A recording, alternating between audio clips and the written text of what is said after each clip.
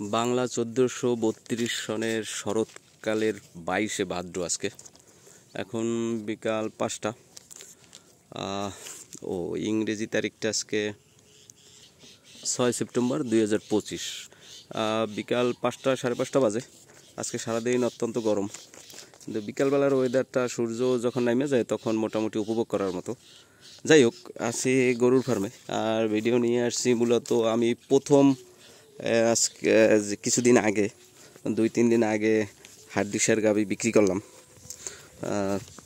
মানে আমার এটা দ্বিতীয়বার। প্রথমবার সার বিক্রি করছি কোরবানির সময়, আর এবার হাড্ডিসার গাভী বিক্রি করলাম।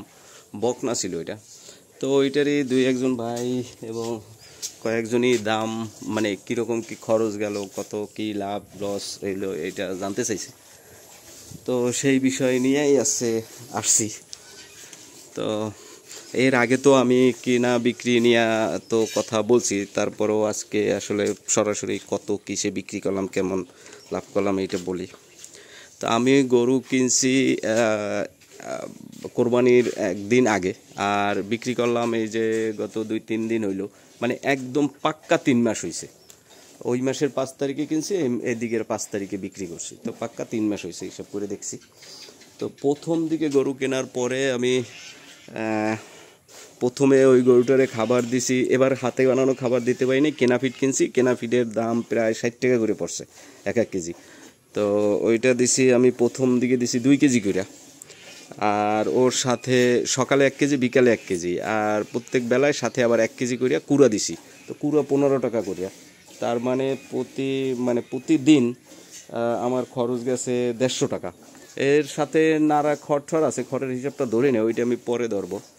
তো ওই হিসাবে আমার গেছে ৪,৫০০ টাকা প্রতি মাস, প্রথম মাসে। দ্বিতীয় মাসে আমরা খাবার একটু বাড়াই দিছি, ৩ কেজি দিছি।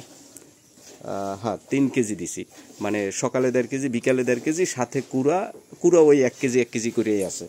তো সেইখানে আমার প্রতিদিন খরচ গেছে ২১০ টাকা করে। তো ৩০ দিনে খরচ আছে ৬,৩০০, আমি ৬,৫০০ ধরলাম। তারপরে এরপরে তৃতীয় মাসে ওরে খাবার দিছি ৪ কেজি করে। ৪ কেজি করে খাবার দিছি দানাদার, সাথে কুড়া আছে ১ কেজি করে, সকালে ১ কেজি, বিকালে ১ কেজি। তো ওই মাসে প্রতিদিন আমার খরচ গেছে তৃতীয় মাসে ২৭০ টাকা করে প্রতিদিন। তো ৩০ দিনে যায় ৮,১০০ টাকা। তো এইভাবে আমার ৩ মাসে ওর পিছনে মোটামুটি ১৯,০০০ টাকা খরচ গেছে। ১৯,০০০ টাকা। আর ওই জায়গায় গরু কিনছিলাম ৪৮,০০০ টাকায়। ৪৮,০০০ টাকায় গরু কিনছি। গরুর আনা ঠানা, তারপরে খাজনা, কৃমির ওষুধ, এগুলো মিলিয়ে ঠিলাইয়া ধরলাম ৪৯,০০০ টাকা আমার মানে কেনা পড়ছিল। তো ওদিকে ৪৯,০০০ আর এদিকের ১৯,০০০ টাকা। তো এই জায়গায় ৬৮,০০০ আসে আর কি খরচা। তারপরে ধরেন নাড়া ঠাড়া, মেডিসিন, এটা ঠেটা এইসব মিলেইয়া, বাড়তি খরচ মিলিয়ে ধরেন ৭০,০০০ টাকা। ৭০,০০০ টাকা খরচা গেছে। ৭৫-এ বিক্রি করছি। ৭৫-এ বিক্রি করতে তাহলে বুঝতেই পারতেছেন ৫,০০০ টাকা থাকে।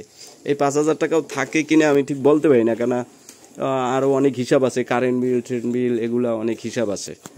আর আমরা যেহেতু কেনা খাবার খাওয়াইছি, এই জন্য একটু খরচ হয়তো বেশি পড়তে পারে।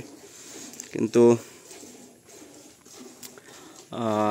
মানে বানানো খাবারেও যে খুব বেশি এটা ভালো আসে তাও আমি মানে মনে হয় না। এই জন্য কেনা, আর অন্যান্য কাজে মানে ব্যস্ত ছিলাম, এই জন্য কেনা ফিড খাওয়াইছি। তো এই হয়েছে অবস্থা। আমি বলতে পারতেছি না শেষ পর্যন্ত কি করি গরুর ফার্ম। আর এই যে মানে এখন পর্যন্ত গরু দিয়ে লাভ লস তো পরের হিসাব। তারপরে এই বিশাল ঘর করছি, এটার একটা এক্সট্রাকচার করতে যে খরচ গেছে, ওই সব খরচ কবে উঠবে, কি করতে পারি আমি ঠিক বলতে পারতেছি না। তারপরও হাল ছাড়তেছি না, দেখি কি হয়। মাত্র তো 2 ব্যাচ, আরও কয়েকবার যাক, তারপরে বোঝা যাবে করতে পারবো কি পারবো না। এখন পর্যন্ত আসলে এই মানে শিখতেই আছি। তো দেখি কীরকম কী করতে পারি, চলতে পারি। ধন্যবাদ।